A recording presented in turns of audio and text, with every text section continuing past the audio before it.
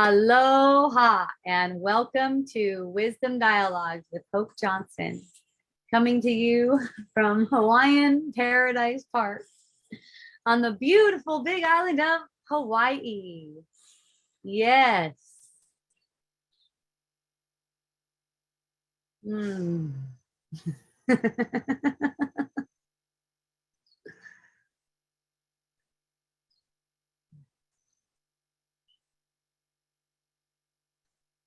There is no doing. No one ever does anything. That's the crux of seeing, you could say, for today. Let's consider it.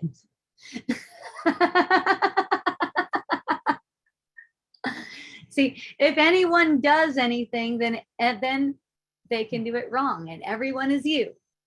So it's a guilty projection, the idea that anyone does anything, because the whole thing, everyone that you perceive, including yourself, is projected from your mind, sort of like a movie. Okay. So, the first word that comes up is accountability. Okay. What do you do with accountability then? Well, we can't really be accountable for anything we seem to do because we only seem to do it. Now, if what we seem to do seems to be a cause for concern, trouble, worry, or anything else, it is a call for correction. That action is a call for the correction, not the action itself. Okay, it's the reaction. Okay, if people are reacting to you in a negative way, that's actually coming from you too. Okay, so if people are acting toward you hostile or mean or snobby or anything, all of that is only coming from you. So that means it's your feeling to take care of. It's actually your feeling. Am I my brother's keeper? Yes, I am. Okay, that's my feeling to take care of. On the surface, I don't have to do anything because I am not capable of doing anything. So those kinds of thoughts, they're just not worthy of me. They're trying to present me as if I'm in my own projection. Like I'm in my own projection. I'm not in my projection. That's not how it is. It cannot be like that. It can't be something in my projection. That's not how it works. Okay. So all those thoughts are meant to make it as if you're small. Now, believing that you are in the projection makes it seem that way. And that seeming is accomplished through feeling. It can only seem like it's real if you're getting a feeling that it's real. The feeling is actually the projection. That's how the feeling is projecting the situation or the person. That's projecting because that feeling is already present. All you're doing is projecting it in that moment. You can't project it unless it's already present. It's like you're holding this kind of stuff. You're holding this kind of feeling because you're holding these kinds of thoughts that would justify such a feeling. Even concern. You have, that thought is not worthy of you. So in recognizing or being willing, a little bit of willingness, even just a little bit, to recognize that this is projected stuff. You have no cause for an upset feeling. This is not to guilt you. It's to allow you to get the feeling effect without you can't get the feeling. You can't even feel that feeling. You can't get to the feeling to feel it because it's like all this defensiveness. You can't even get to the feeling to feel it unless you're willing. Willing to see it differently, because it's like you have to get through some of your defenses to feel this. So in being willing to recognize that the feeling isn't a reality, not a reality, but that it's useful. It's totally useful and it's meant to be used. Okay, the feeling is meant to be used. It's the means for seeing. But, you know, what's the knee-jerk reaction when you get an upset feeling, right? We know how it is. The thoughts are hooking. It's as if that feeling is justified. It's as if that person, thing, situation is troubling. There's no trouble in the world. There's no trouble in the world. There's no problem in the world. All problem is in the mind. The world is reflecting mind. The body is reflecting mind. All trouble is in the mind. Even the apparent solution come out of the same mind that made the problem. That's why there's no problem. The problem already has a solution. Okay? It already has its solution. It's just that if you want to see a problem, then you'll see a problem. And you'll find them everywhere. The more you look, the more you find.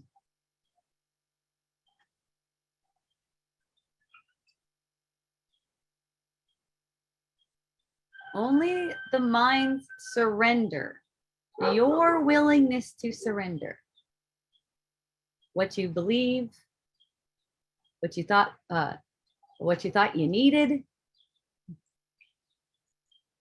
who your twin flame is. That's another, you know, it turns out that's a major cause of suffering. Well, it's not really a cause, but it's the projection people use, right?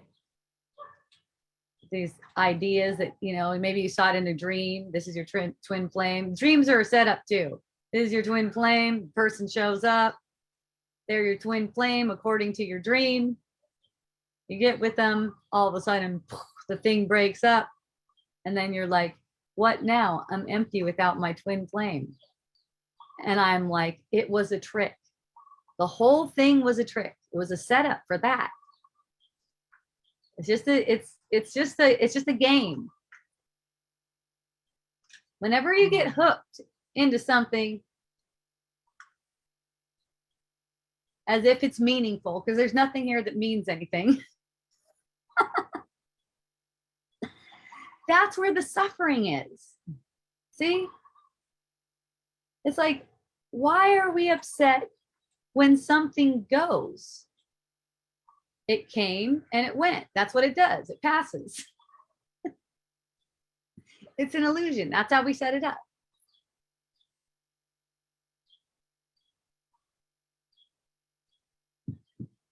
I'll tell you why, because we take this to be reality, but it's not reality. The things in this illusion, the things in illusion are changing and passing. They're always morphing into something else. And they're moving toward their own demise. They're moving in the direction of their own demise.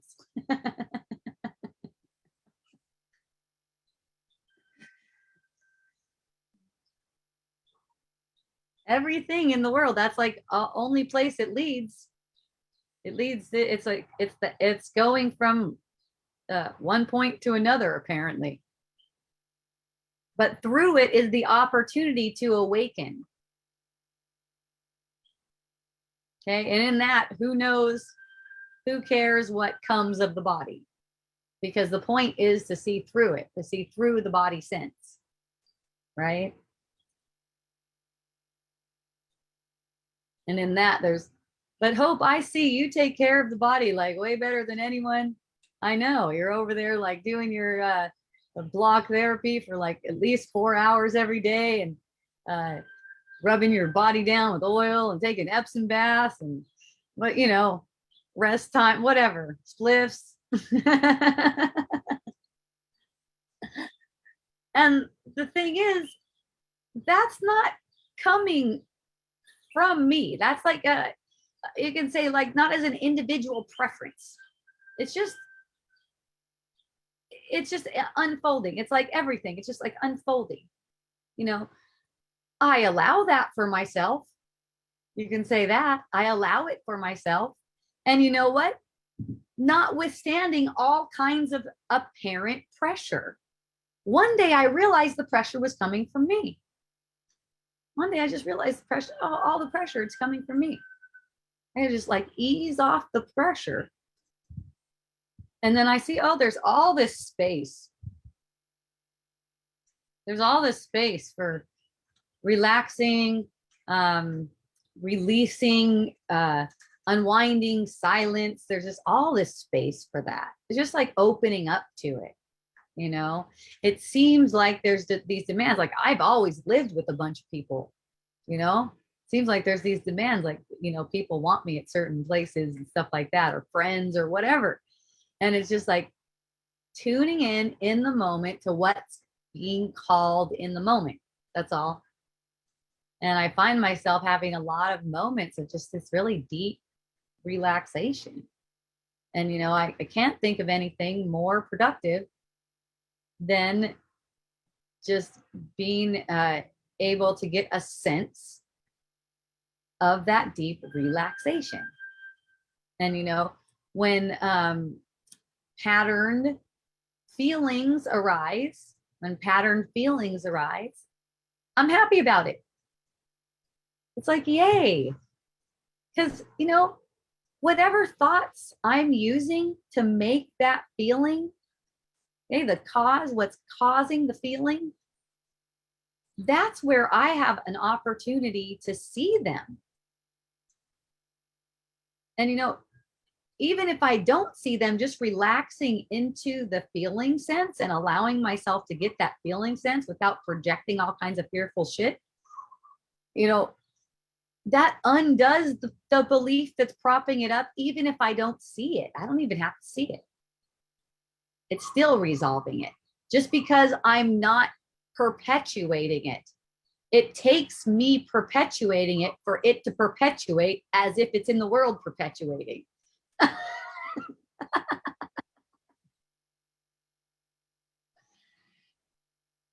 Anything that you get a perception of as if it's evil in the world, that evil is coming from you. That's not a guilty or bad thing.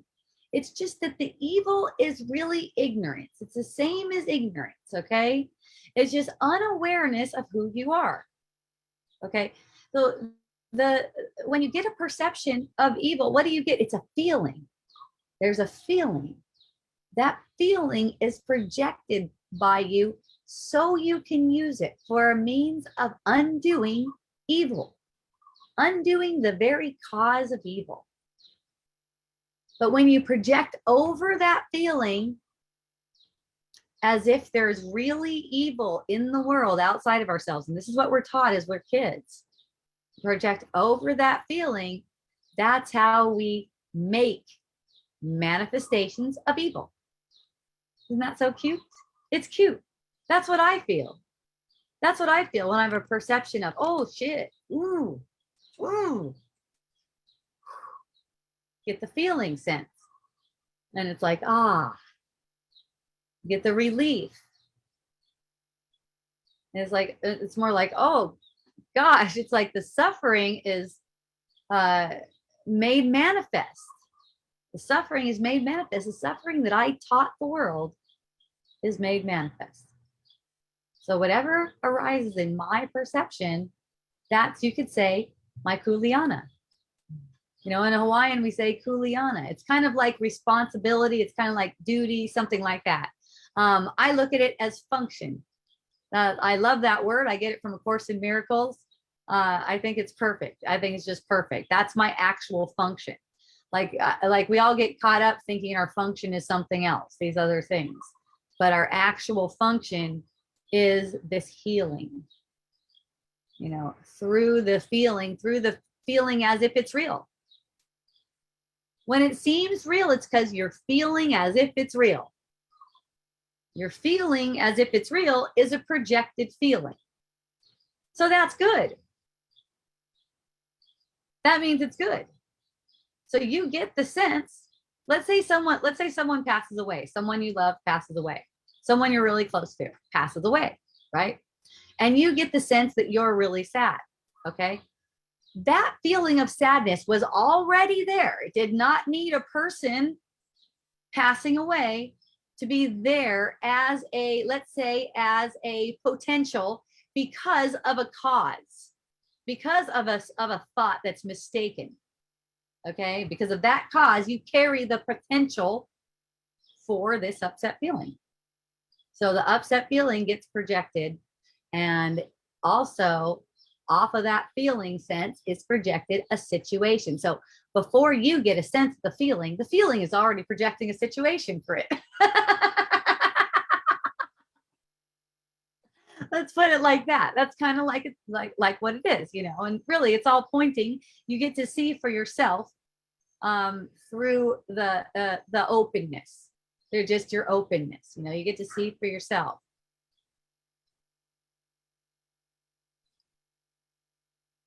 But that feeling sense, it's like you get released from it because the thought patterns that cause it are releasing you because you're not feeding them with your energy.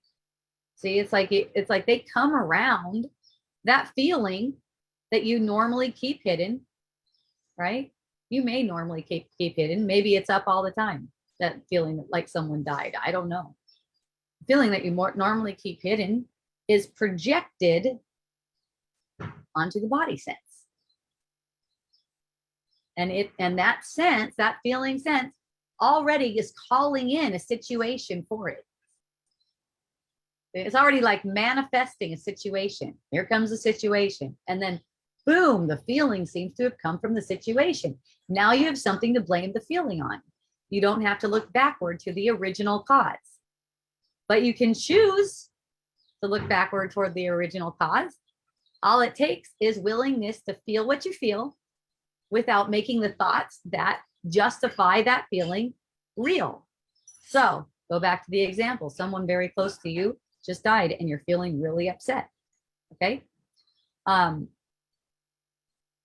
Your willingness to take that feeling and that thought to the truth will allow you to get that feeling sensation in a way that teaches you. At some point, we'll laugh at that death thing. We'll all laugh at that death thing. No one died. Like, you weren't missing them before they apparently were born. You got to hang out with them for a while and then they passed away. What's the problem? Right? It's kind of funny. But that's attachment. That's attachment. That shows you that you were projecting onto the situation things that were not real. You made investment into the situation in an unreal way. It's actually an attack.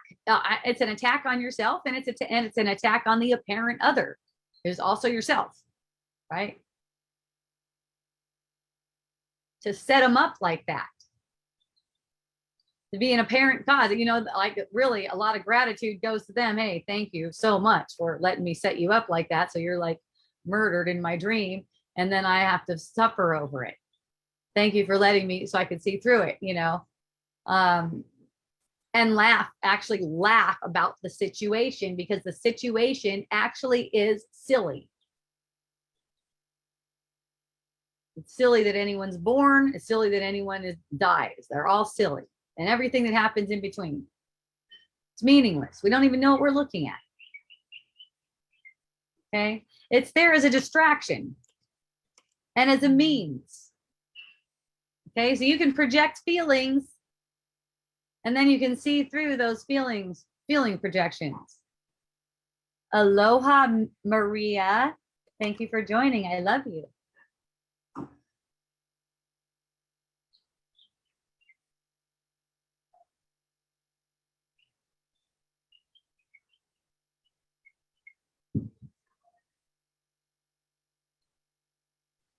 So it's like being really aware of the feelings and present with the feelings without identifying with the feeling. And you'll see naturally you go to laughter.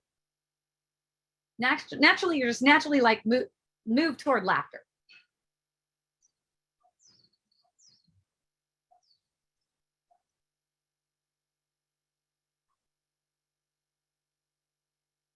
How everyone's pretending, how you're pretending, the dog's pretending.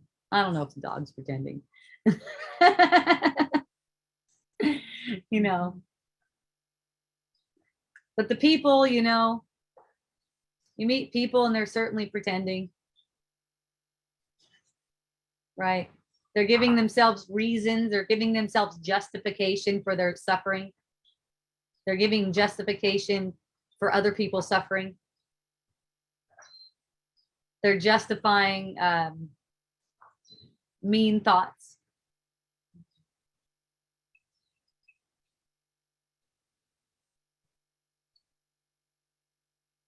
And you know, when you encounter anyone like that, or you get any experience online, whatever,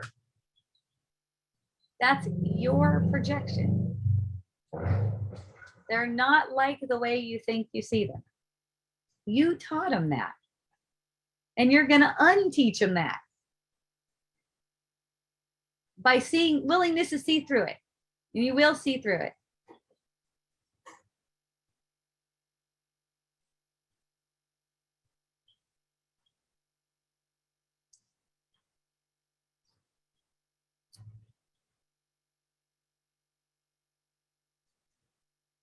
You're going to see that making those feelings out to be real and then projecting them is not serving you. It hurts you. So even if someone is looking at me and saying that I made them sad, it's coming from me. Yes, that's right. It's coming from you. It tells you, it's a message to you. Hey, you're not being very nice to yourself. The thoughts you're thinking aren't that nice to yourself. That's your reflection.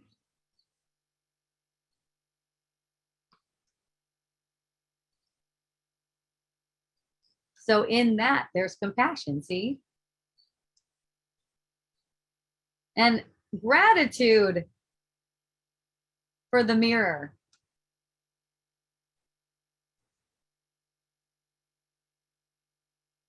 It's like self-sabotage. Yeah, because look at how your mind races about what you did to make them sad. Look how it spins all around and around about what you did to make them sad. And maybe defensiveness about how they shouldn't be sad. You know, you're going to go back and forth. That's how it goes. Self-judgment, evaluation, defensiveness. So that's all just pattern thought spinning around. So for you, it's just noticing how you feel when you're getting the perception of someone saying you made them sad. That's the means for healing the cause of your sadness. See how they're bringing you a gift? See that? It's your sadness that they're reflecting.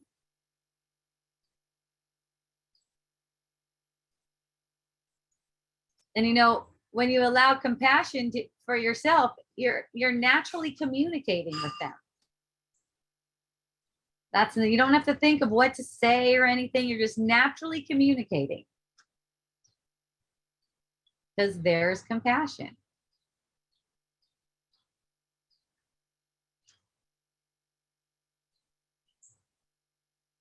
I found myself ignoring the gift of avoiding eye contact and communication. That's great. Gosh, your awareness of that is just like, ah, thank God. Thank God. Okay. Because that's not quote unquote normal yet.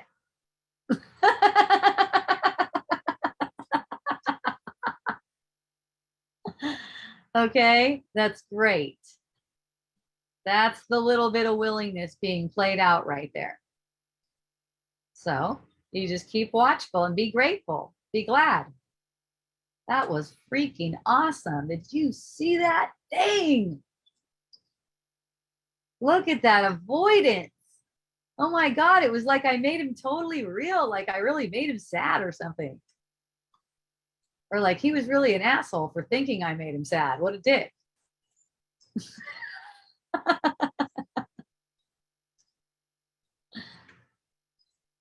I love it when people act like dicks too. I think it's just so cute. I think that's so sweet.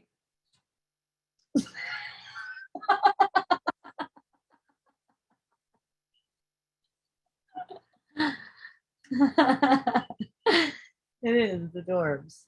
Well, you know, like I've been through that reaction, like it shouldn't be that way. And it's just like, ah, they're a dick. That's so cool.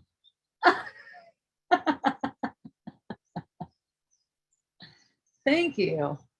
And it's not like in a mean way. Like, thank you. That energy always shifts around me, anyways. Even if someone wants to hold on to it over the long term, you know, I got people in my life who want to hold on to it for the long term. So it seems that's me wanting to hold on to shit for the long term. But it just always is so sweet. You know, any kind of expression of a seeming attack or anything, it's just so, it's like juicy. It's good. I love it. You know, it's strong. It's like strong medicine. It's good medicine. It's good, strong medicine. You want me for the long term? You want me to move in with you? You want me to move to Minnesota? Is that where you are? Minnesota? It starts with an M. I know that. That's probably right. That's my daughter. Okay. Okay. Hi, okay. Give me some of you forever. Okay. You're so cute. You always have me forever. You know it. So if I seem to pass away before you, laughter. If there's not laughter, then something is wrong and needs correction.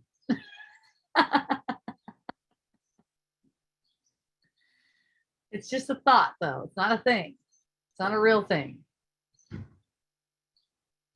Even the things that you think you see aren't real things. They can change in an instant. You've seen that. You've seen them change.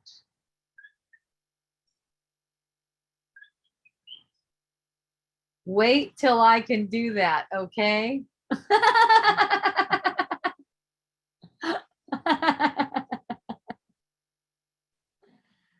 Oh, you're so fun. I don't get the sense that I'm going to evaporate anytime soon, but who knows? I don't have anything. Really hope. I would love to know how to let that go. If you are a dick, you are usually mean and selfish and insecure person. Yeah, I know. And you know what? I am that if I think I see that. If I think I see that, that's what I am. And I'm trying to, I'm making that. I'm making myself that. I'm not really that. I'm making myself that because it's a reaction to what I think. Dicks are awesome. Yes, I know. I love them. Your man is kind of a dick too, huh, Kaya? Your man acts like a dick, right? We are talking about other people, not you. We are talking about other people, not you. Okay, let's see. What are we saying? So this is JT. I would love to how to let that go. If you are a dick, you are usually mean and selfish and insecure. Okay, right. So look, If you get the perception of someone is acting like a dick, you basically taught them how to be a dick. The other day it was great because I told my son, I go, you are such a dick and I love it. And he goes, well, you're the one who taught me how to be a dick. And I'm like, I know. Wow, he really said it to me. He really said it. Yes, you don't know how fucking right you are about that. See, so that's the thing, Jennifer. That's the thing. She, whatever, chicks can be dicks, was acting like a dick because you taught them how to be a dick. See, I take it that way. So if you're not taking it that way and you're taking it as if he's really out there and he's really a dick, then it's going to be a problem for you. If that's not the case, it's actually no problem. It's actually fun. You're grateful for the expression. Rut row, I'm in big trouble. How do I unteach? You're so freaking awesome. Yeah. Oh, how do you unteach that? Yeah. So see, the projection is that it's coming outside of yourself and you're using that feeling in a way that hurts you while you're projecting like that. So you're uplifting, or let's say you're justifying that feeling, that upset feeling that you get in reaction, right? In reaction to the dick, you get an upset feeling. So you're justifying that feeling with a thought about that person really being out there. So you unteach that by taking your attention to the actual feeling. So you're taking that thought that he's out there to the truth that something like, I taught him that. You know, it's not so much in the words, it's in the feeling. So you're bringing it to a thought system that has a certain vibration, a certain tone in the body sense that you could sense. That's the teaching vibration. So you want to get into that teaching vibration. So you're going on these thoughts that there's a dick outside of yourself, right? So what you want to do is take those thoughts, the dicks outside of yourself, to the truth that I taught him how to be like that. This is coming from me right now. You're on a lonely dream. It's a lonely journey. You're projecting and you're perceiving your projections. No one is like you think they are, and they can change so quickly. They change when you change your mind about them. Okay. And you do that through embracing that feeling. The feeling is the means. It's a teaching tool. Okay. You think of this feeling as a teaching tool, not as a reality. So you think of it as a reality, then you're teaching him and all the other dudes to be a dick.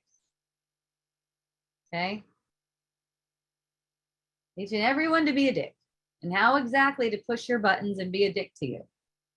Because when your buttons get pushed, you don't realize it's a button that has a cause that's in your own mind, a deeply ingrained belief about yourself that is not true and needs correction. And that changes the way you see someone who behaves as if they're a dick. You don't correct them. I don't have to correct. I don't have to correct anyone. I just enjoy. You know, I went through a period where I was seeing through my triggers very often, like they were coming up very often, especially in response to certain family members, right? So I started looking at it, being willing to look at it different. First, the willingness comes. You're willing to have a different interpretation of it than the one you've been making, which makes them out to be an influence on the way you feel. If they seem to be influencing the way you feel in any way, good or bad, that's make believe. They don't influence the way you feel. Only you have any say in that. And that only depends on whether or not you're going to follow your own wisdom. Okay, the wisdom that made the world that you think you see. There's so much in the world you think you see that you would not keep if you knew you had a choice. There's so much that you would not keep. That's good to know. Because every time that thing occurs to you, it occurs to you from a feeling sense. And you don't have to keep what's justifying that feeling sense because it's not a reality. So you just lean into that. And, you know, the teachings will come. If you're willing to see that this, what you think you see is meaningless and unreality, the teachings will come. The ego is going to rise up against that with all kinds of reasons why you should not be willing for this. Now it's big danger. Okay. Wow, you are 100% correct. Thank you so much for letting me see that another way. Perception, preception, or perception, I don't know, is so true. God, you make so much sense. Well, I'm glad that you see it that way. Thank you for being here, and thank you for making me say it in a way that makes sense to you. Okay. We all prop each other up in our perceptions only for teaching and learning. That's we only prop ourselves up for that. You know, we have a choice in how we spend our time. We don't have a choice in what we do. That's not what I'm saying. I already started off saying we don't have a choice in what we do. We don't do anything.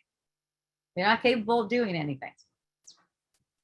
But, you know, we have a choice in how we spend our time. It's an illusion of time, giving you as a gift for seeing through the cause of it, the cause of time, the cause of perception. And it's like how you spend your time is up to you. You're either spending your time perpetuating illusions or you're spending time teaching and learning what's true. So you're always teaching and learning. So you're either teaching this world is real. You know, in the Bible, it says, don't cause another person to stumble. What do we do with kids? We teach them that this world is real and there's dangerous shit in the world. All that does is deeply ingrain it into our own mind. There's no kids. It says, don't cause another person to stumble. So this is what's going on. People learn from our example. So when we're taking the world as if it's real, we're taking things to be a threat. We're taking people and things to be an influence on how we feel. We're teaching and we're learning that at the same time. So we have a choice whether we want to teach and learn basically self-debauchery, or if we want to unlearn this death realm that we made, unlearn it. See, the ego's really, really afraid of that. And we are all identified as an ego. There aren't personal egos. There's just this ego that doesn't even exist, but which we made up and we taught certain things to be afraid. Okay, to be afraid of knowing the truth. Okay. Also that we're guilty. No matter what, we cannot prop up this thing up unless we're guilty. So that's like holding the guilty thought for us. We don't have to prop it up. Ego can just like keep on showing us that we're guilty. Okay. There's threats. Okay. So these things are going to be put up as defensiveness, defense mechanisms. All right. They're going to be coming up, popping up again and again and again. So that's why it takes willingness to see through, because you don't want to be found guilty according to the ego. And the thing is, according to the spirit, you can't be guilty. It's impossible.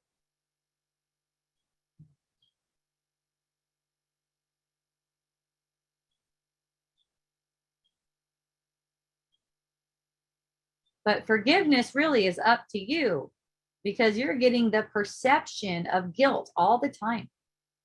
You're getting the perception that people can do things wrong.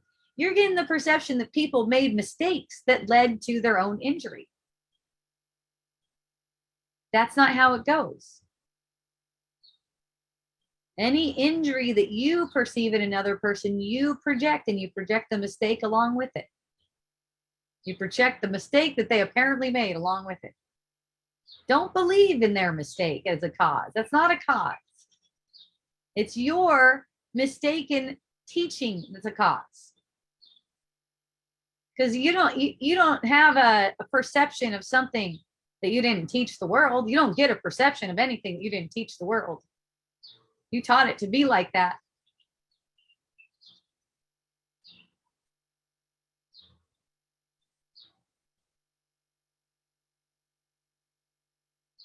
You can say everyone and everything that appears to you is doing a favor, reflecting what you wanted to be real, but which is completely impossible.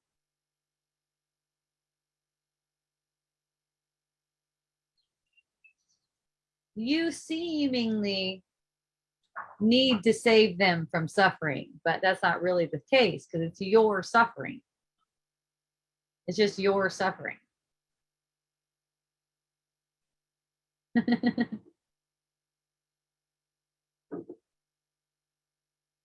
Now I got Weeping Cypress on Pu'ukene. Nice combo. Forest and floral. You guys, miraclebotanicals.com. That's my essential oil company. You guys got to check it out. If you like essential oils, they're the best essential oils.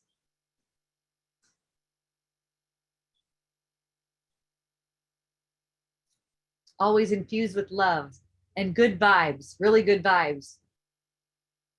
I got 4 beautiful employees. Really sweet, loving. Every day they show up with a beautiful sense of freedom. That's the sense I get. Like, not like they have to be here. Like, yay, I'm here. Woo. What are we doing today? Getting people some amazing oils with some loving vibes. Yeah.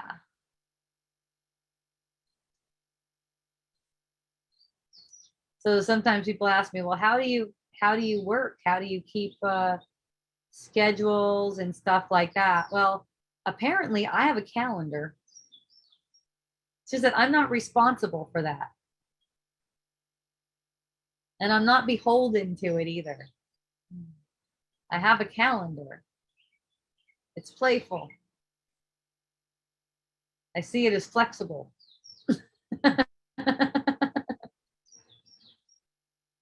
It's kind of like a structure. It's been set up. But I'm not. I have to be guided in the moment. I have to be guided only in the moment. If I'm not, I know it. I feel it. It's too much for me at this point. When you see to a certain extent, certain vibrations, certain tones of thinking patterns, not appealing. And too much. It's just too much. Too much delusion. Can't pursue that. It doesn't appeal to me.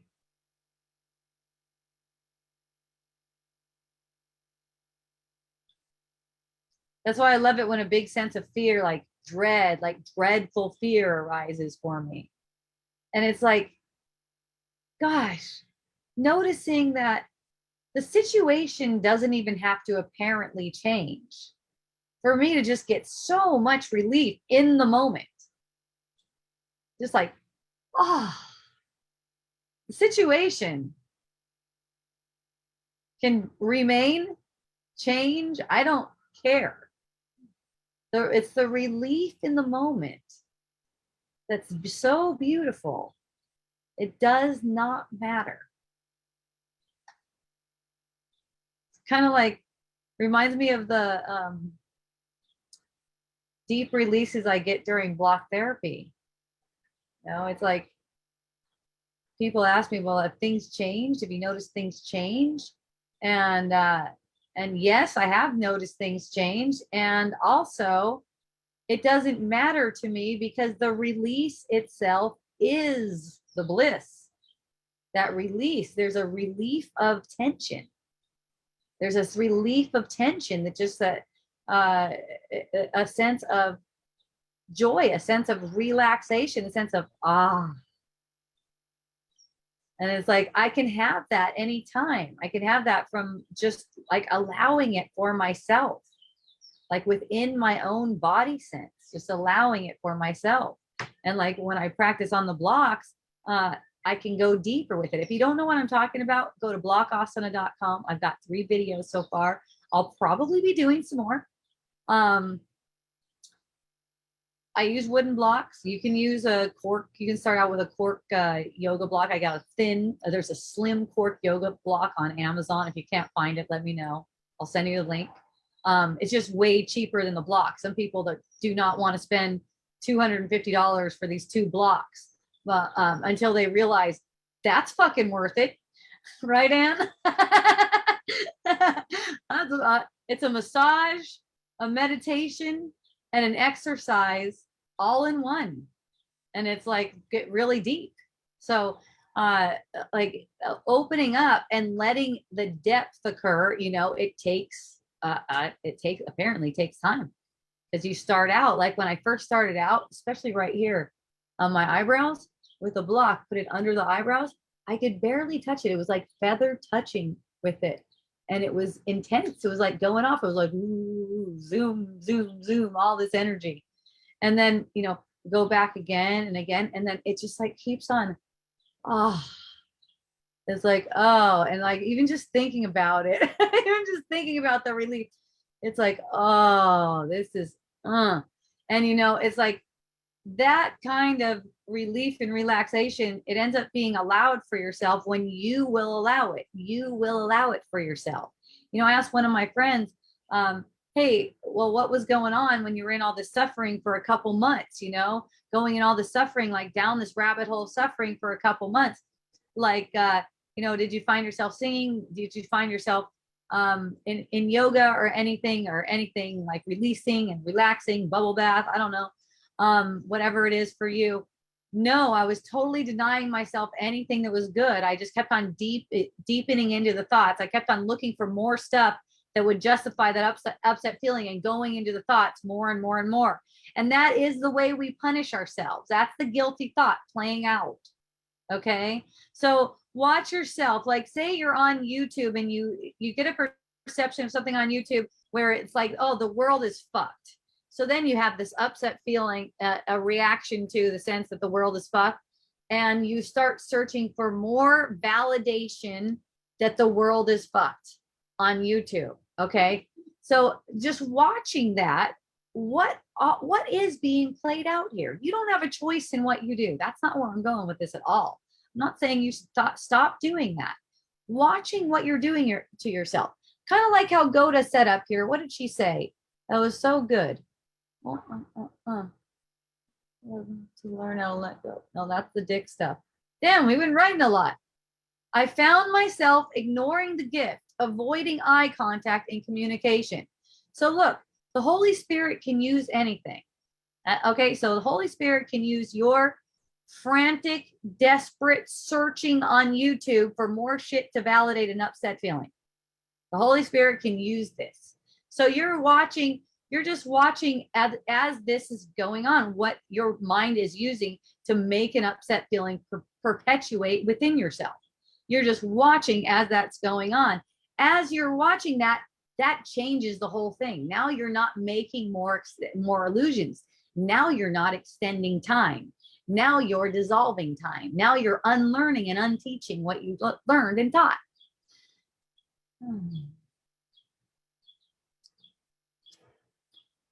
Okay, Jennifer, let's see. I love your company. I can honestly say it is one of the most beautiful companies that I have ever worked with. Jennifer, do I know you? I love your employees and pure 100% quality of oils. I have been working with oils over 25 years. which led me to you, was your Reiki infused oils to start with. What? This is so fun. Thank you, Jennifer. I'm so, so grateful. What a fun way to know you. I love that. Thank you. Oh, that's so sweet. I thought your name looked familiar too. And now that you've mentioned it, yeah, I've seen Jennifer Tyrell for years. I just don't remember meeting you personally before. I love you. Thank you. Thanks for that. Akea remembers her. Oh, Akea, you know my daughter Akea too then. She's on with us too. Yay. Oh, what a fun way to connect. I appreciate the oil so much.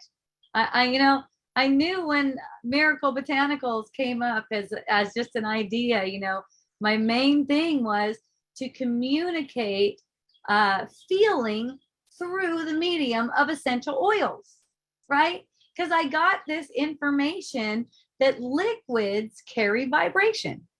I said, oh, these oils are liquid. I can infuse them with love, which to me, I would say Reiki, because I still am a Reiki master, not so identified as one. But I got certified as a Reiki master, and I was doing the Reiki symbols. I don't remember what they are now. I was doing the Reiki symbols at the beginning and using Reiki. And it occurred to me that I didn't need any symbols because I could sense it flowing. So it just became not so much of a big process anymore, but just that the oils are coming from me and they're coming from, my environment and everything like that. So my main thing, no matter how I was with business from time to time, I've been like, okay, I don't want to do the business aspect of this thing at all. You guys, please take this over so I can just like chill out and be with the oils and be in a chill vibe. That's like my calling, to just like really chill out, like whatever it is, whatever the calling is. And then going back into business and just learning how to be really chill with being a businesswoman too. And, the whole time, the relationship with the oils never changed, as far as it's been a means for connecting. So it's really fun that, people who learn about the essential oils through the internet or whatever, then they end up learning about wisdom dialogues, which is super fun. I appreciate that.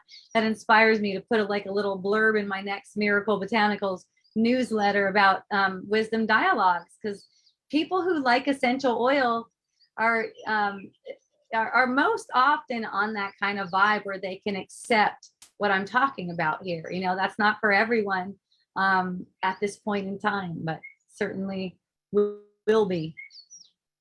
Can't help it. I love you and you crack me up. It was a gift to find wisdom dialogues. Another gift. No, we have never met. Yes, I love your daughter and thank her for putting up with me. Oh, yay. How fun. I'm so glad. I know all the people are so sweet that are around the essential oils too. Even the people who come in and shop, they're just such loves. If you follow us on Instagram, it's at Miracle Botanicals, all one word on Instagram. We often take reels of people who come in and they're just so lovely. They're such lovely peeps, just the people that gather around the essential oils. It seems like, with that willingness to see, it's like your awareness opens to something like this, like something light and nice and sweet. I remember when it was just introduced to me, I was like, oh, interesting. Something that smells good. And wow, it's as the tension seems to just dissipate when I smell it. I'm like, oh, this is really fun. It like opened up a whole new world. It was like, ooh, yay. I love you too. Oh, yay. Thank you.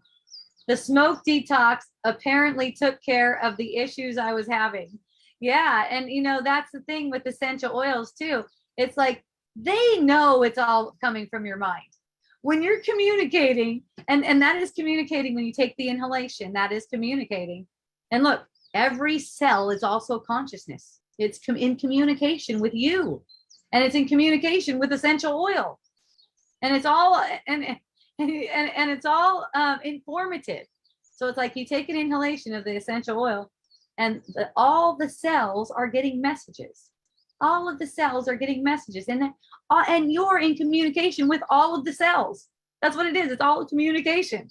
It's like it's all a teaching and learning. So you open up to, oh, I could use this as my magic. Well, let me see. What do I want to use as my magic? I can, let's see. If I'm coughing a bunch and spitting stuff up, let me see. I could wear a mask. I could put a mask on and take cough syrup. Or I could breathe fresh air and take essential oils. It's like, what's your magic? Whatever works, right? Whatever works. And it's like whatever you would be open to accepting. It's like it can be really gentle, like smelling something absolutely delicious, like the smoke detox, the smoke detox blend, absolutely delicious. And going, oh, okay, that worked. You could say that worked, right? My trick worked. My magic trick worked, and it smelled good too. This is great. Oh, I meant to send that to Jennifer, but I love you the most. Don't tell anyone. Thanks, Akea. That's my daughter, Akea. She loves you, Jennifer, and I love you too. I don't know what, Asana. Can I call you Asana? Will that be okay? I always pause to say your name. Asana. What Utical? I don't know what that means. I have no idea what that means. So maybe retype that.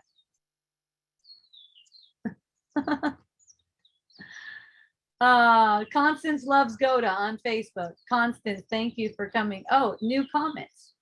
Okay. So I don't know how to see those comments if there's more comments than these three that I see. Love you. I'm going to go on soon. Oh, fun. Yay.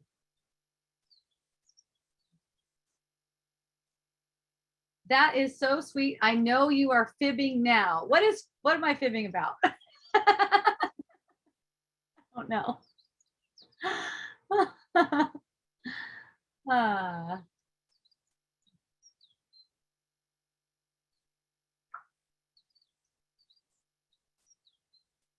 It's amazing, you guys, how much tension is held in the body sense and how much people are resistant to that. I know that's my resistance too. That's why I love it. You notice that? Me and Ann were out one night and we got some resistance, huh, Ann? Wasn't that fun? Got a load of some resistance. Said something about releasing pain. I don't have any pain in my body. Remember that? That was some good stuff. Oh, you're gonna make it hurt?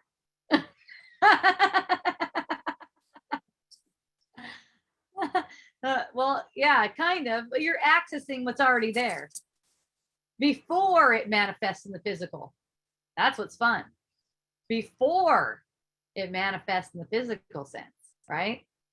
I learned that from my Kundalini yoga teacher, Ravi Singh. He used to talk about that. You're clearing stuff out before it manifests in the physical when you're accessing the pain. When you're accessing it, we would do these kind of breathing exercises like for a long time, right? And it would get to the point where it would seem like you can't keep going, but you just like then it becomes like this automatic keep going thing.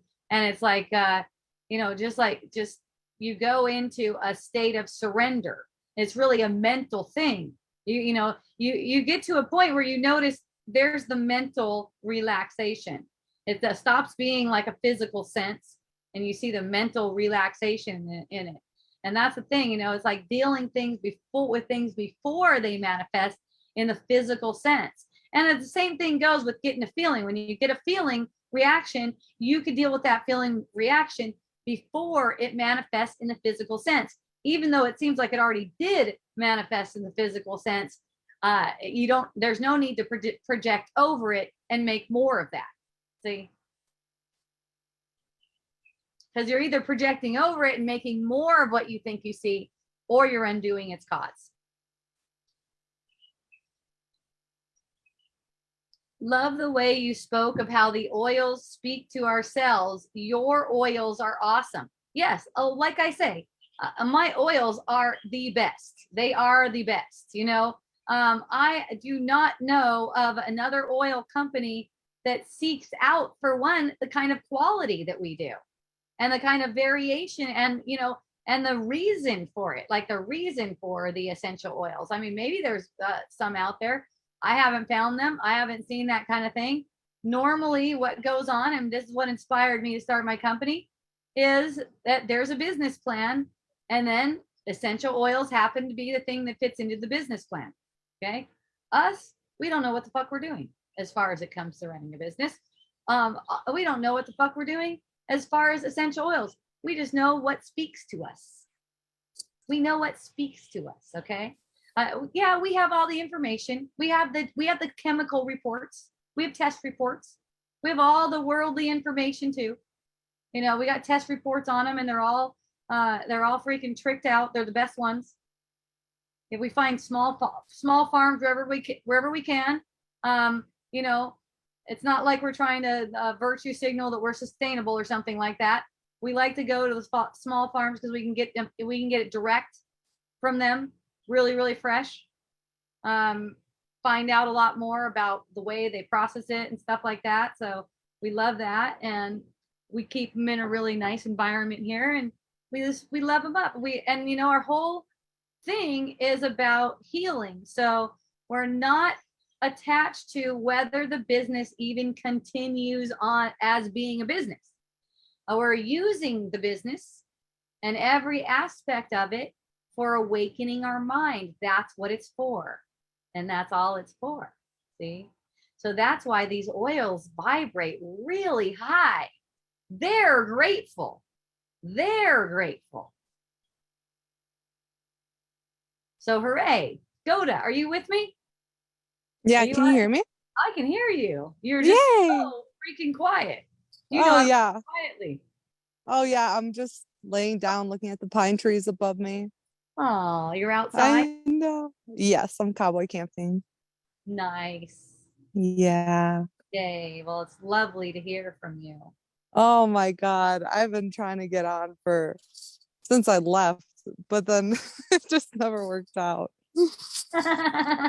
I'm so Yeah, but I still listen back every week anyways, so it's not the end of the world. wonderful. Thank you. It's such a blessing to be connected with you. Oh my God. So I've been experiencing feeling like an asshole again. Yes, that's I love it.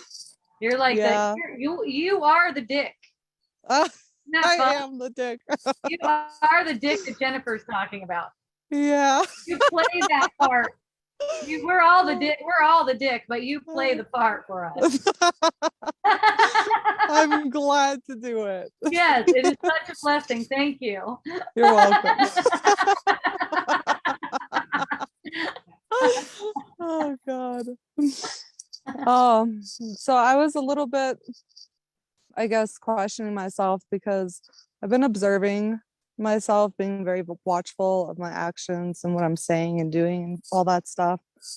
And I seem to be becoming more manipulative with men specifically and relationships. And it seems like you see the posts that I write. It seems not always though, Goda. I don't see all of your posts, honey. I love it when I do, but yeah, it's like mostly every town that I go to now, I seem to be ruining a relationship. Okay. And it was 2 days ago. It was at this hostel, and I basically like took this chick's boyfriend. Right. And I can see I can see my actions, and I can see myself trying to control what I'm doing and saying, which just completely backfires. It's almost like I try to rebel against myself when I tell myself I shouldn't be doing something. Yes. But I don't know, just feeling mad at myself. I overheard her saying that she was feeling really sad. And and I knew what it was about. And I felt like just a complete dick because it was her birthday too. And I just went into story mode and yeah, it Yeah, kind of got so to me. you need compassion. And I know that's like really hard to see when you are It's in the so hard dick to see. role. When you Yeah. are in the dick role, you need compassion. That's the only way she's going to be helped to see. She's in your world. You projected her like that. She can't see what's going on. She can't see that this is a blessing. You allowing yourself to see the blessing Mm-hmm. is what helps her. Okay. I didn't know how to do that. Like I couldn't even feel it. It felt as though I was running away from it and from Yes. the whole experience. Well, this is the very reason why we got a bunch of dicks running around. Okay, because dicks are shamed. Yeah. Okay, so it's kind of like you should run, you dick, Mm-hmm. right? Yeah. So that's where you unlearn that pattern by going into your feeling. I know it's not easy, and you're probably going to have to play it out some more. Can you accept Yeah, that? and I know that, and I that's another thing that's bothering me Goda, because you've been killing, murdering people for lifetime. You can be a dick a little bit.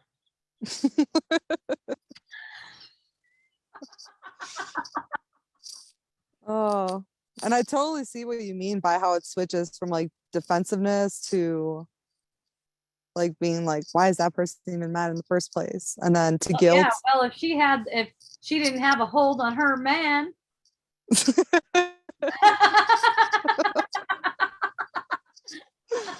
Oh God. Oh God. And it was all this drama too. Like he told me he was in an open relationship. Turns out he wasn't. Oh, this is You love it. That's your thing. You make this drama up. I do. Yeah, because I look at your do. reaction to it. The way you're saying, and there's all this drama, you're not grateful. I see. It's like a drug hit. It's like a hit of a drug. Yeah. That's why you don't do any drugs. That's why I don't. Exactly. Something else. Use something else instead. Yeah. Oh God. I say that to people all the time. I'm like, there's a reason I don't drink or do any of it anymore. It's Right. like it just enhance it for me. Yeah, if it's making the mind more wild, right?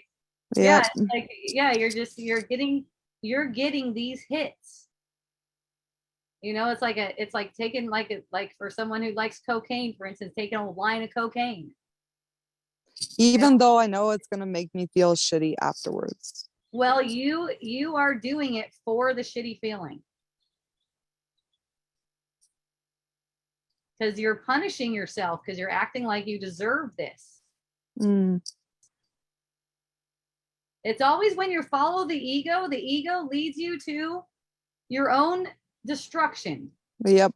That's all it is.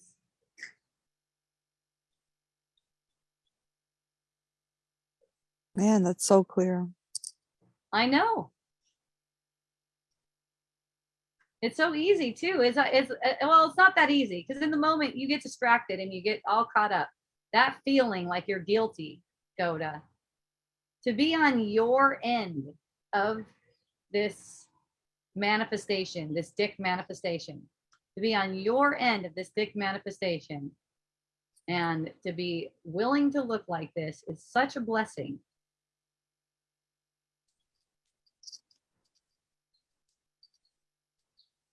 Thank you. Thank you too.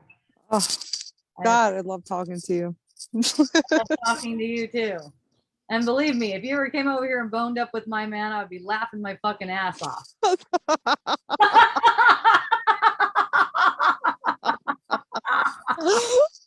Damn, that would be comedy. Oh God.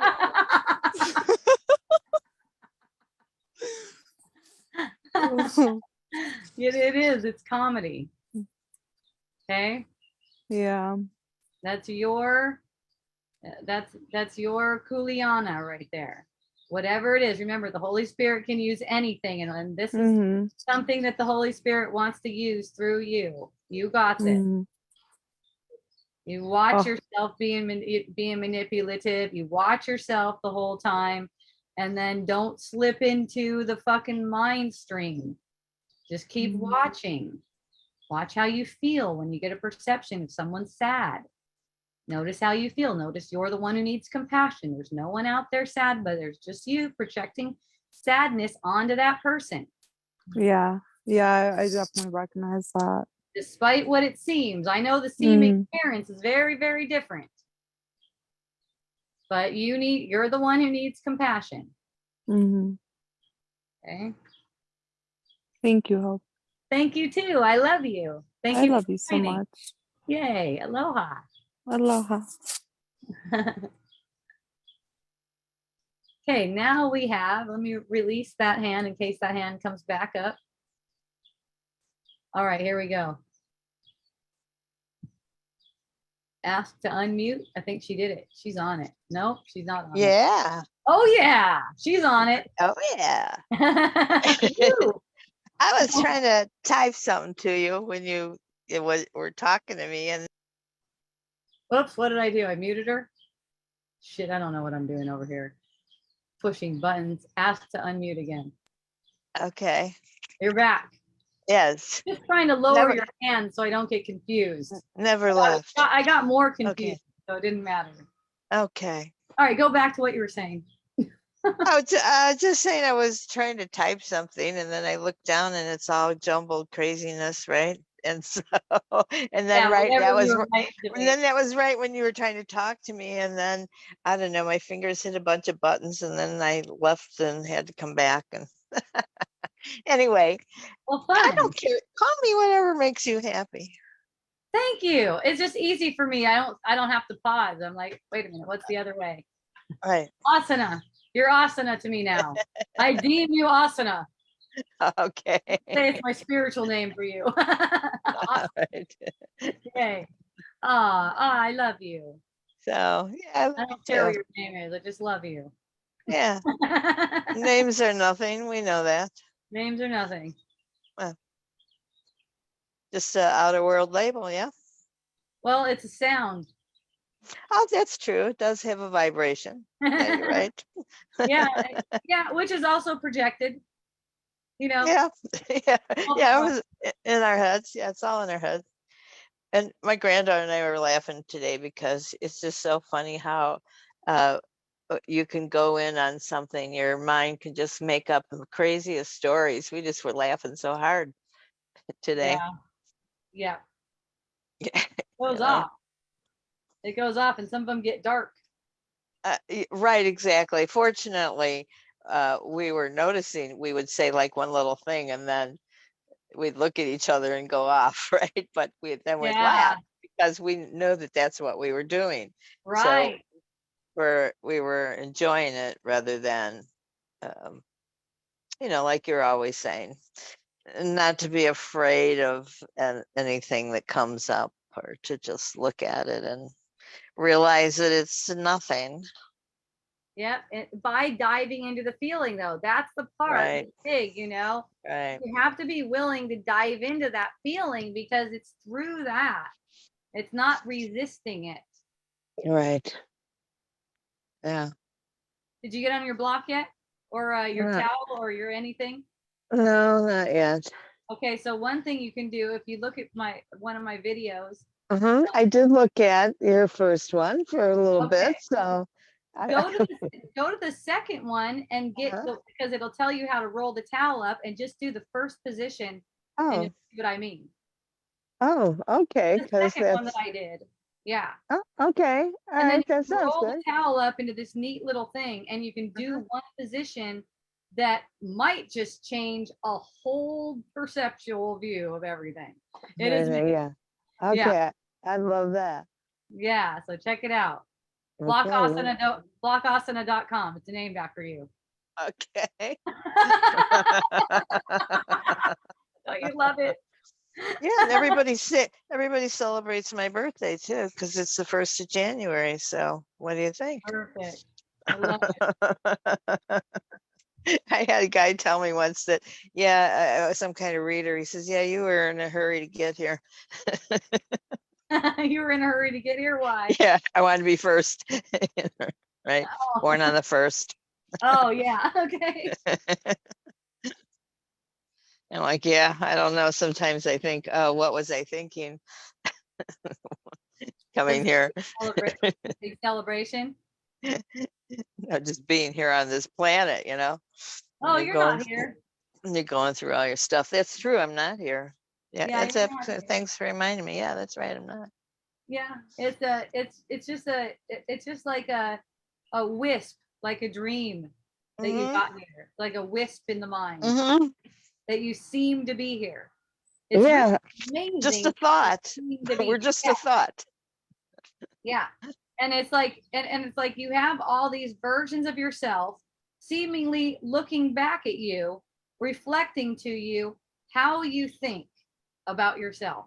What thoughts are meaningful to you? They're always reflecting back, right? People are dying, weird things are going on. And the whole time, none of this touches you. None of this even touches you. You just decide over and over again whether or not you're going to pretend like it's a reality or take that idea that you made up to the truth. By diving into the feeling. That's really the thing, because there's this big defensiveness that comes up, tries to separate the thing that seems to be outside of yourself, like it's out there, right? Yeah. Like big defensive thing. If it's out there, then it can be a threat, right? So it has to set it up like that. When you take it back to, it's from me, it's in me. My physical form is in me. Everything that it seems to see is in me. When you take it back to that, you take out all of the power you've been given it to keep on projecting illusions. So basically, it's like when it seems like the perception influenced your feeling, then there's something to forgive. When it seems like that perception influenced your feeling, there's something to forgive. Okay. Anne's motioning to me because I might be able to get out of the sun. Let's see. See if I can.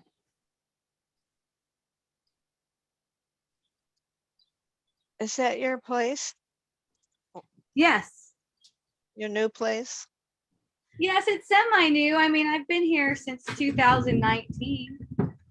Yeah, I guess that's right. That was happening just as I left in 2020 in March, into March.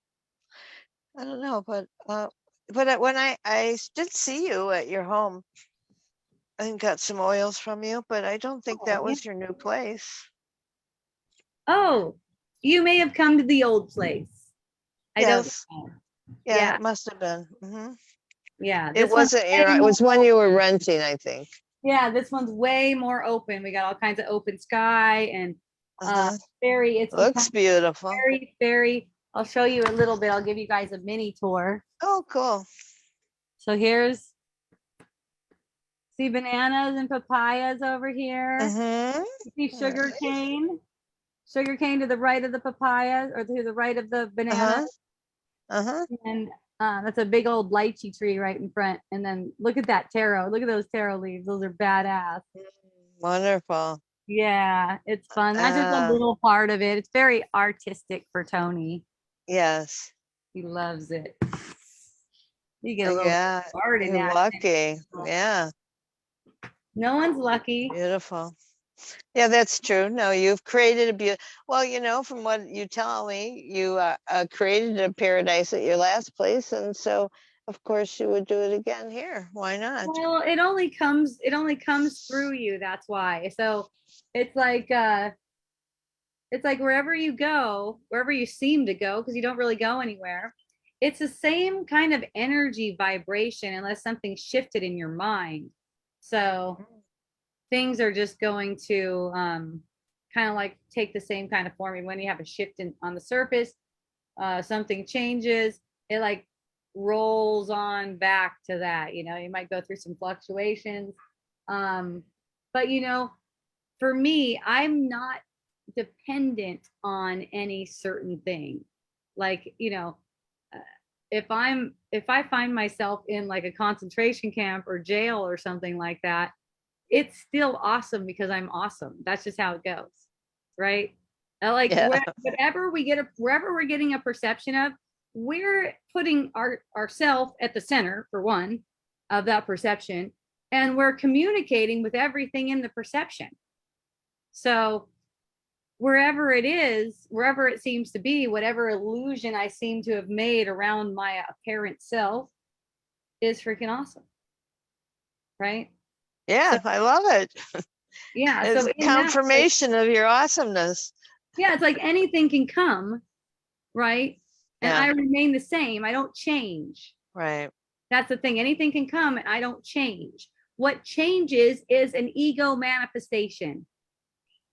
So I don't follow those kinds of, if I don't follow those, let's say because I don't know for sure. If I don't follow those kinds of ego manifestations, then I stay in a sense of awesomeness. It doesn't matter what the circumstance seems to be. It could be a seemingly painful circumstance. Pain is an interpretation. Pain is always caused by fear. Okay, I use it like that. That's what I use it for. I don't use it for resistance and building tension. When I get a perception of pain, I use it for teaching and learning that pain is caused by fear. That allows fear to be released. And then do you take that in and look at the fear or try to figure out what the fear is so you can deal with it? Or do you just let it go? You just recognize it and say, oh, you're just a silly fear. It could be a really big energy. I could find myself, like one example, I found myself laying in bed, and then all of a sudden, boom, I get this sense of dread and fear, a huge sense. It's like visceral. And it's like, oh, dive into it. This doesn't take thinking. It's observation. It's just you're moving your observation from dive into the pain, the feeling of the pain. That sense, that feeling sense. Okay. Watch it. It moves, it changes, it releases. It might, if your mind's going back and forth, which it will at first, you'll notice it release and then tighten up and then release and then tighten up. It's all caused in the mind. Yes. So it's like you get curious about that and you're watching that.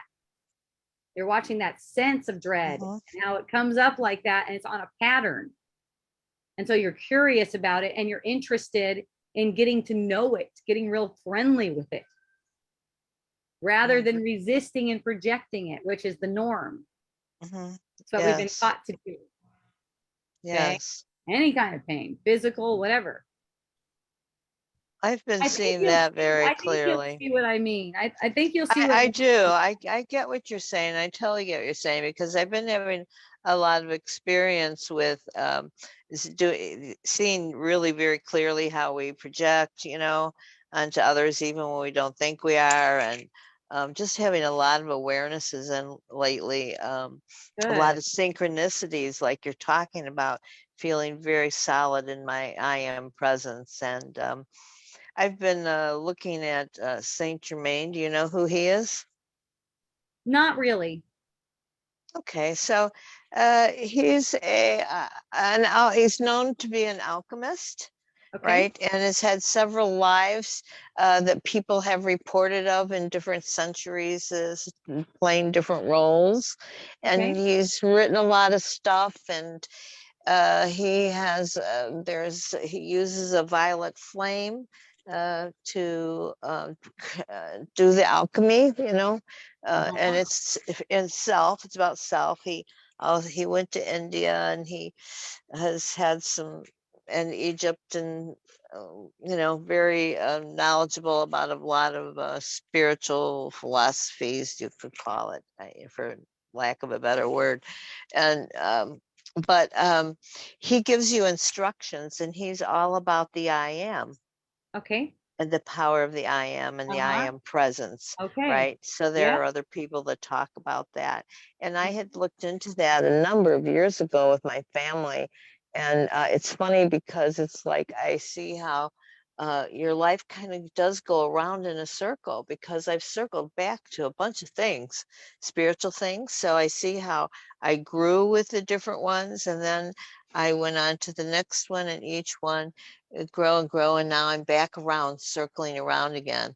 Went back to my very beginnings, which was the Advaita Vedanta stuff. Mhm.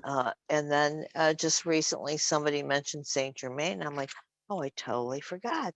I've done ceremony with people and anchored the light into the ground, and done things for and with Saint Germain, right? Actually saw him as one of my masters, but Okay. he's all about the alchemy.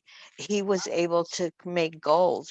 He never was concerned about money because he knew it was like Jesus, right? And Jesus was one of the persons he channeled, so to speak, right? Okay. So he says one of the most powerful things for change is to use the I am statement, and that Jesus used it when he was being the most challenged. He would say, I am the resurrection and the life, right?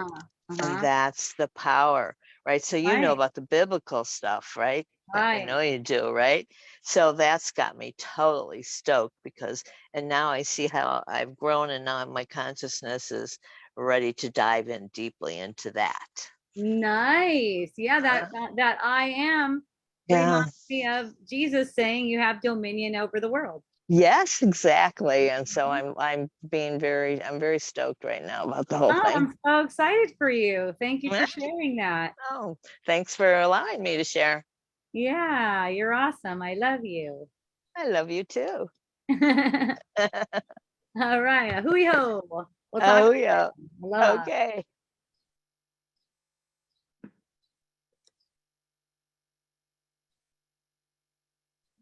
Let's see. Woohoo. No one's lucky. I love you. I am being followed by a moon shadow. When I heard that song when I was 3, I remember thinking, I want to be like that. Thinking is when things go extra wonky. It convolutes reality. It adds to the illusion. Yeah, for sure. Thank you. That was Constance. That was all Constance.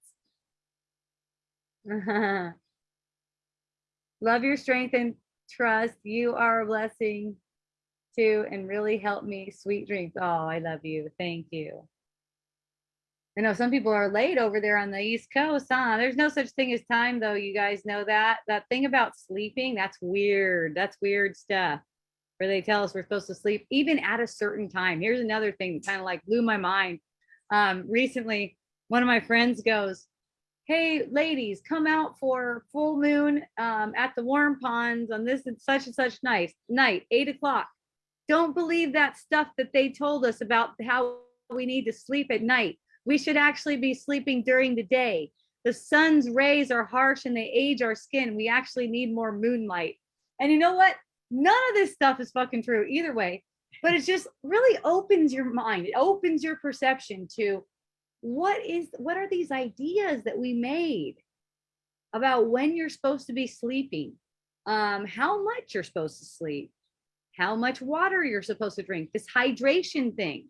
Okay, that's another thing. I start hearing, like, my daughter Akea was telling me about hand fasting, where that you don't drink any water, and she was telling me about how once you get up to a certain number of hours, like something occurs in the body sense where it's like something magical or something like that. I was like, shit, 16 hours in a day without food or water. The first thing that occurs to me is, wouldn't you get dehydrated? It's like, oh, there's a conditioned thought. It's like automatically you just see, and it's like these things get presented to you and you just see more and more. You got your flat earthers, people who believe the earth is flat. People have asked me about that before. It's like, it's not either one. It's neither one. It's not, there's no earth. We're making it up. So it's changeful. It can go from flat to round. It's flat for some people and it's round for other people. It could totally do that because it's perception. Okay. The only thing that makes anything seem to be a particular shape is we agreed on it. Okay, so now you got people not agreeing that the world is round. So that's really fun, right? Just to bring in a different point of view.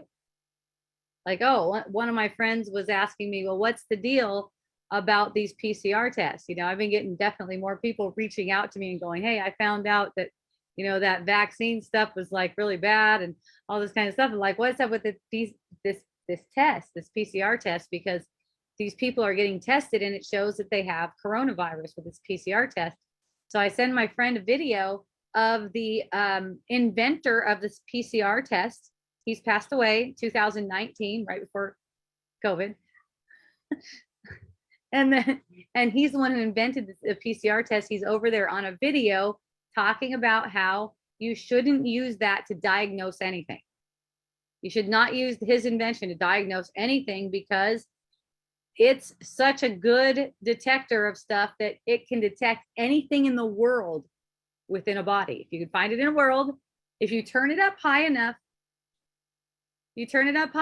whatever it's called, it'll show up. If it's in the world, it'll show up in a body. That's what the guy is saying. So I sent that to my friend and she saw that and it just like opened up for her like a whole, like none of this stuff is true. We are not making sense of anything. Okay.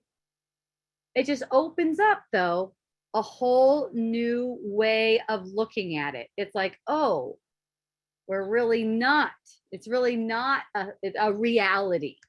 It's really not a reality that we're coming up with all these positive coronavirus. And then there's more, even doing more, like it's never been isolated. And it's like, sometimes you just get a perception of these things that contradict the way you were thinking. And it's like pattern interruption. That's really what it's for. It's like pattern interruption. And she just got such a huge awakening through that. It's like, wow. It's like you see all of a sudden you have such a different perception that you're open to seeing even completely through the perception. You just get open to seeing more. Because it's like your idea of the world, this is what makes it solid to you. Your idea of the world is what makes it solid to you. One of people's ideas of the world is that their government and the medical establishment is interested in their health. Okay, that's one of the things people make up. So in making that up and projecting guilt, it projects a system that is satanic, is what it looks like.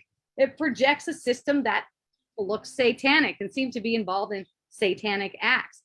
Maisie, the most amazing one is causing confusion.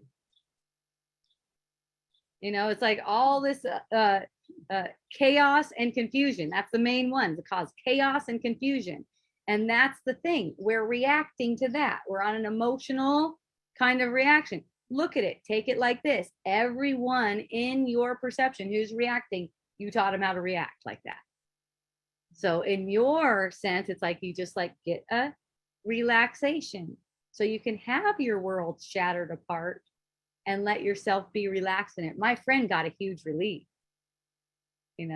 That's breaking away. That's like chipping away at your identity.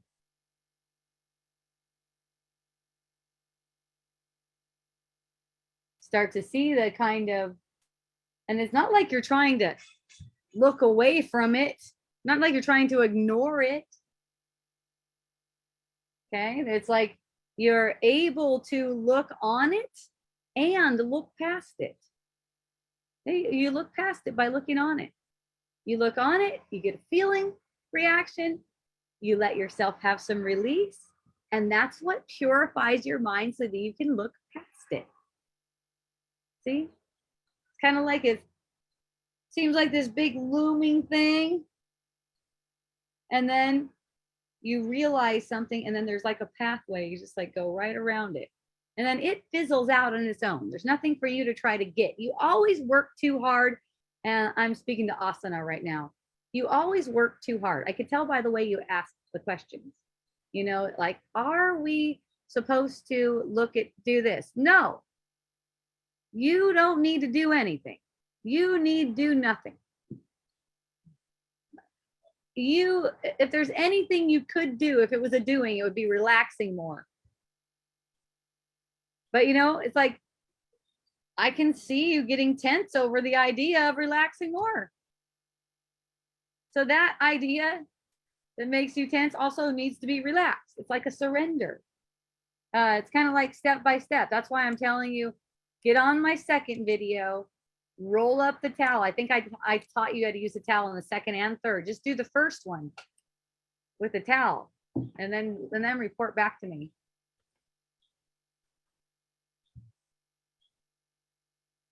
Everyone needs to release tension. Okay. If you get a perception of the world, here's why I say that. If you're getting a perception of a world that you made, it's tension. That's tension. Getting a perception, it's actually coming from tension. That's why it's like you're never going to get through all the tension and perceive a world. Now a little bit remaining to perceive. Have at least a little bit of tension remaining to perceive.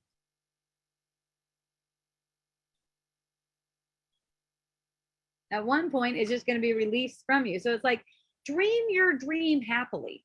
See, it's like, dream your dream happily. What's happily dreaming your dream to you? You guys often hear me lately in the past 3.5 months talking about block therapy. That's a happy place for me, right? Because it's a happy place for me, it's opening, it's awakening. What's a happy place for you? See? It's like allowing those, I've heard it called glimmer moments. Heard that when I was at my friend's Gail's place. Someone said it. Glimmer moments. And the more those are allowed, the more you find yourself having a happy dream.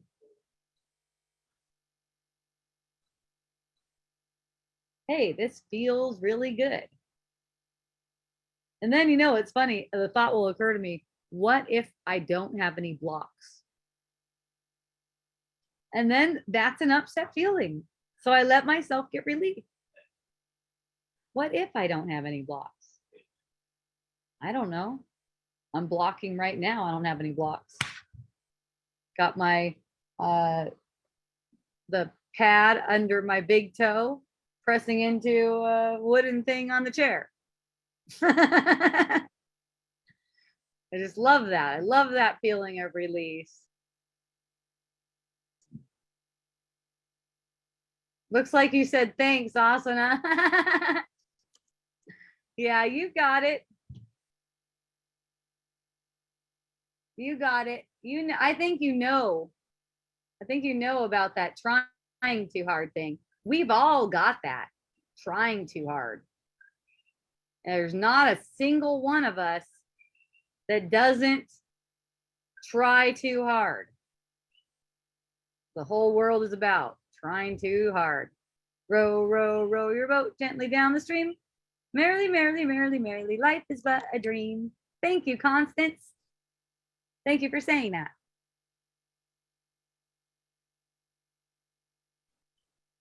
So someone asked me, would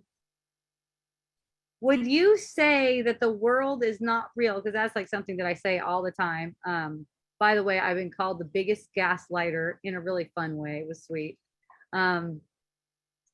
Because if anyone has any problem, what's my answer? The world isn't real. So you don't have a problem. Although it doesn't always come out like that. It comes out all different ways. It's not like I'm trying to build some hostility with anyone.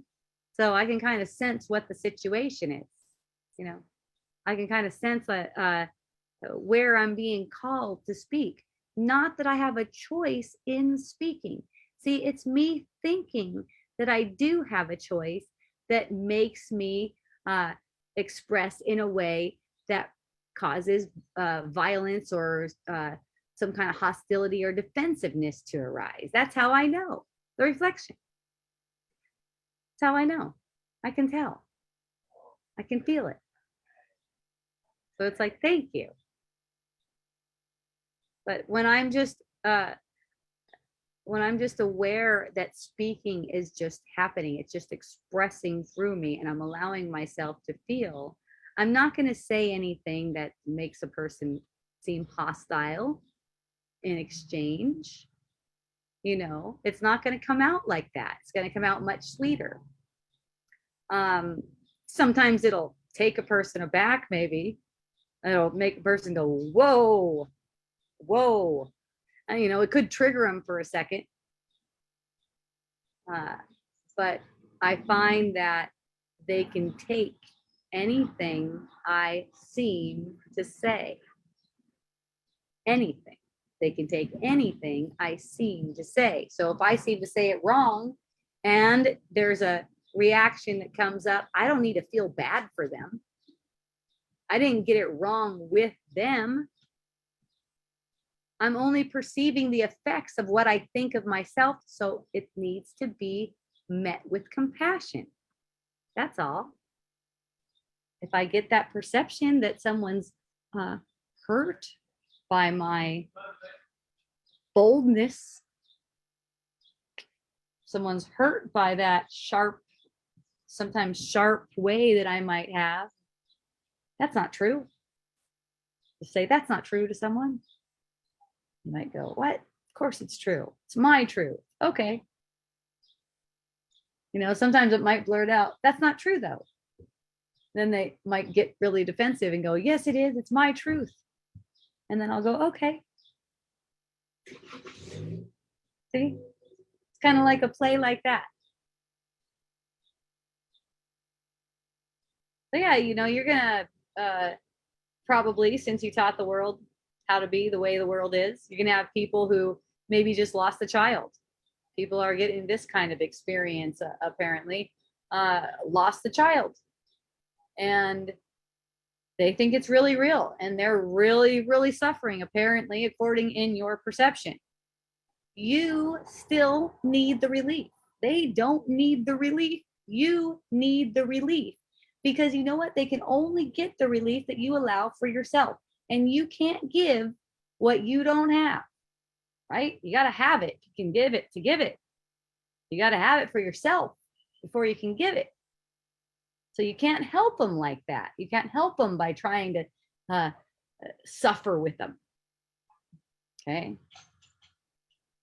Hope, are you saying blow off any of our concerns as they are not a reality? Are you saying that those moments are not real? Are you suggesting that we should try and pretend that we really are just making it up? Well, you're pretending already that you're not making it up. Okay. That's the thing. So it's not like try and pretend. It's like notice that you are pretending when you're making it real. Now, that comes with willingness. See, it's only an observation. I'm only saying make this observation, but you have to be willing to make the observation, to see that you are in fact pretending when you make the world real. Okay, so it's not about pretending that the world is real. If you don't, or it's not about pretending that the world is an unreality. Okay, if you don't see that already, it's about offering a little bit of willingness to see that, because it's really good news for you. Not blow off concerns. So this is not about blowing off or ignoring. Apparent concerns are real to you. You made them real, and you are all powerful. That apparent concern manifests as a feeling. The feeling needs to be taken care of. Okay, so that's not blowing off or ignoring. Okay, taking care of the feeling will allow you to see that none of the concerns were really a concern. It allows the whole thing, the whole playing out, to be easeful. Yes, in a moment where you are anything less than grateful, your mind is blank. Nothing is happening. It's completely impossible. Okay. Yeah. Not real. Not real at all. Because in the moment you're joyful. So that is not, there's not another moment. There's not another moment. There's not a moment where you're not joyful. So if you're not sensing a deep contentment, yes, exactly. You're wasting time. Nothing's happening.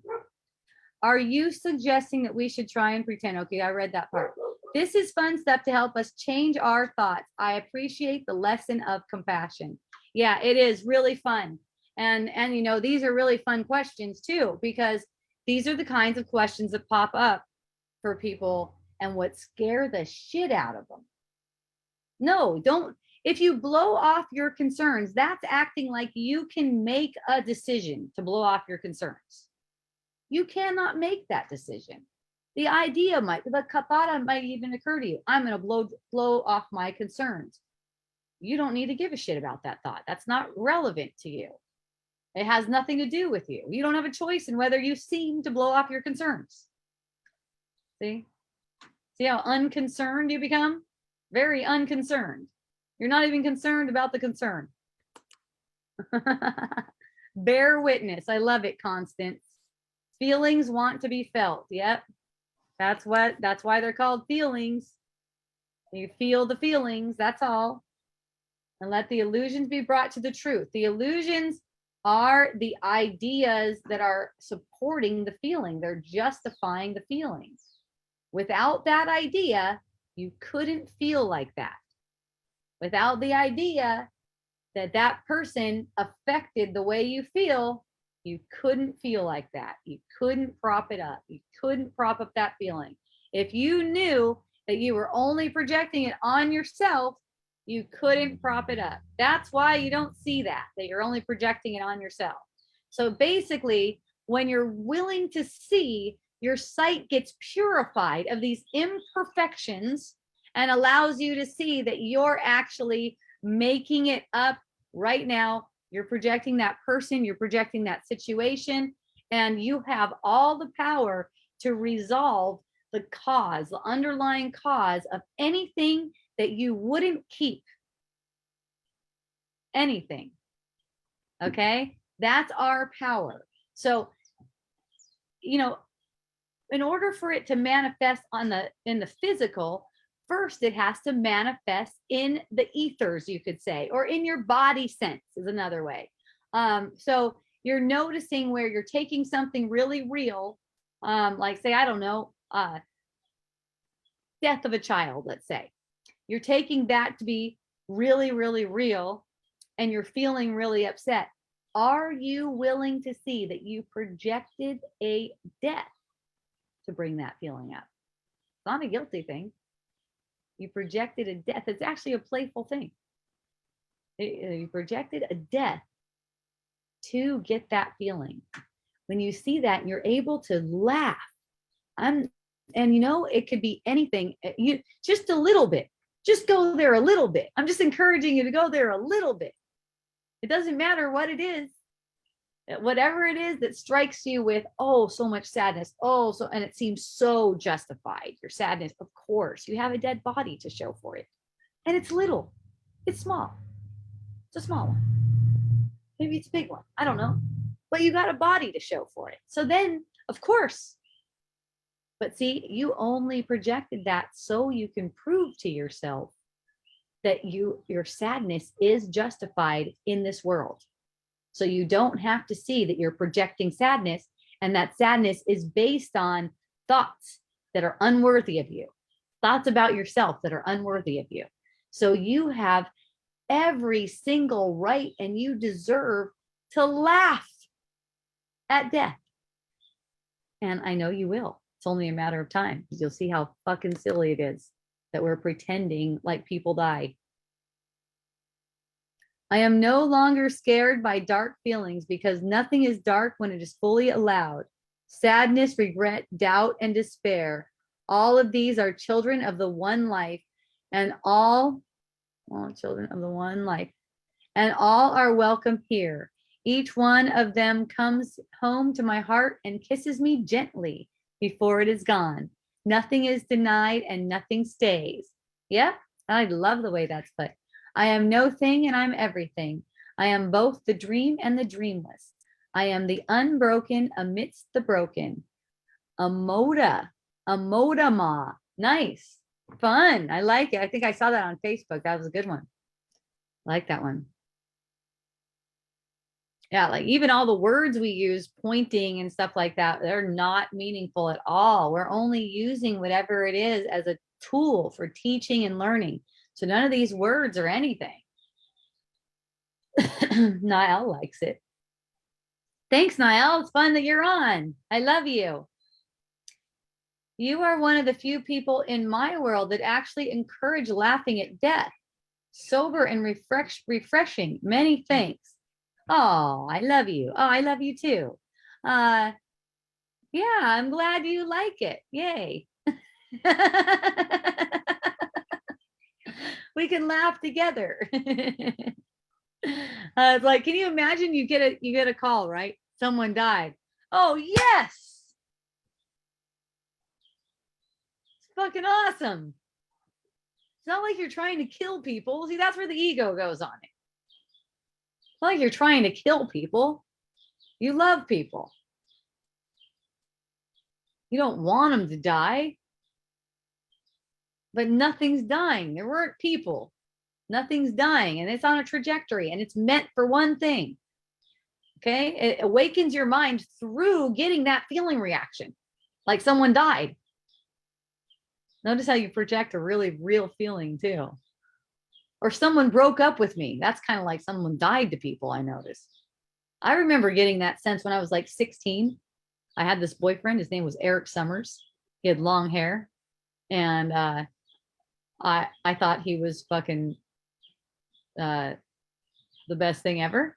And he broke up with me for a minute. We kept on getting back together a bunch of times, but he broke up with me, and oh, the feeling that came over me, I was beside myself about that.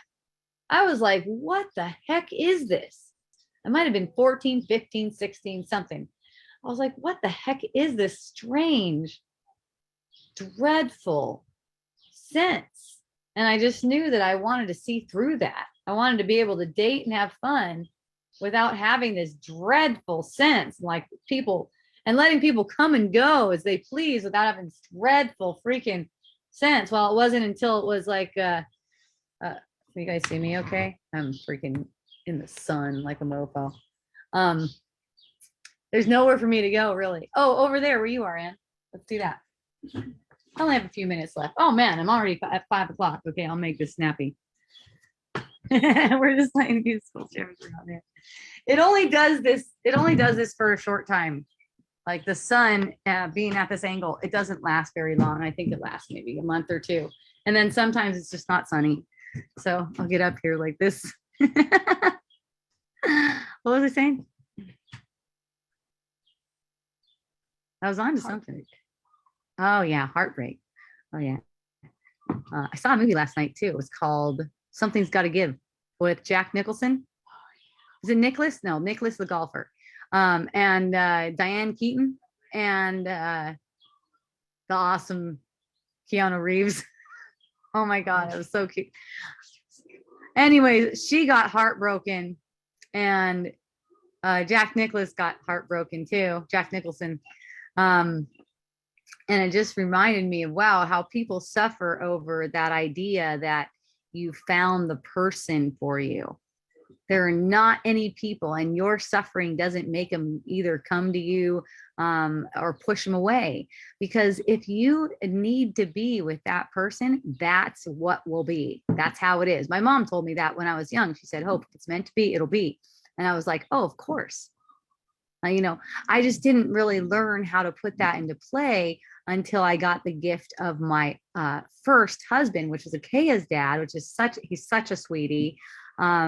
We went through some really intense stuff, where it was like he boned up with my sister and got her pregnant. It was like Jerry Springer action and like all this stuff. It was the biggest gift for me though, because it showed me something like, when I first saw it when I was younger, and then this time when I was like 21 or 20, I was actually 20. Doesn't matter. You know, it's like the first time I see it, and then it's like takes some years later, and then it gets to play out again, and it played out in a really big way where it really seemed like I had some things at stake. You know, now I had a kid. Now it seemed like my body was destroyed and no one was going to love me because I was conditioned that way too. Like I really needed my body to be good in order to survive, really. So there is this intensity, and I just sense this vibe that where if there's a certain energy play, there's like a tone to it where I have a certain energy with a person. I can sense it. Even now I can sense that that wouldn't be, not that I'm looking for a partner or anything, but that wouldn't be partner material. It's just like so obvious because I can sense the vibe or the play, you know. And you know, whether I'm with a person or not, I know by the time Tony came around, it was like a year later, and it's like I had all this, I could have experience really fast, like really fast. I've had all this experience with guys, and noticing this energy play, and noticing some energy play that I wasn't interested with Tony too, and just like totally being like, no, I'm not doing that. I'm not going for that. And he always wanted to step into a different vibration with me. So we're just chilling all this time. Makes it really fun. Okay, let's see, what do we have here? People are writing here. Tomorrow is naked hiking day. Oh, wonderful. Oh, that's my, I'm guessing it's comfortable. I mean, I don't think you would do it if it wasn't comfortable. I'm just thinking of the pack. Maybe I'd want a shirt or something under that. I don't know. You're so cute. You make me smile. I love your energy, but mostly your honesty. You will help so many. Oh, thank you so much. Thank you. I love to share, and thank you for seeing it that way. When is the 3-day Hope Intensive in Hawaii? You want a 3-day Hope Intensive in Hawaii? Okay, well, that just went into the whatever it is that does stuff like that. I just went into the field. Oh, you like a seminar? Like how many hours a day are you thinking? How many hours? All day. Yeah, well, you know what? I would totally be open for that. Like I'm just around all day for 3 days. That sounds fun. And we can just like see whatever comes up. We could have structured where I'm sitting around, but it just doesn't matter if it's structured or not. Because if you're hanging out with me, it's wisdom dialogue. That's how it goes. Yes. Okay. Well, it just went into the whatever you like to call it. You liked it on my wall. Oh, that's that thing, that quote that I just read that Constant posted. Yes, I liked it on your wall. Yeah, it was awesome. Block therapy. Oh, block therapy all day. Yeah, block therapy. And so, yeah, I would say block therapy all day.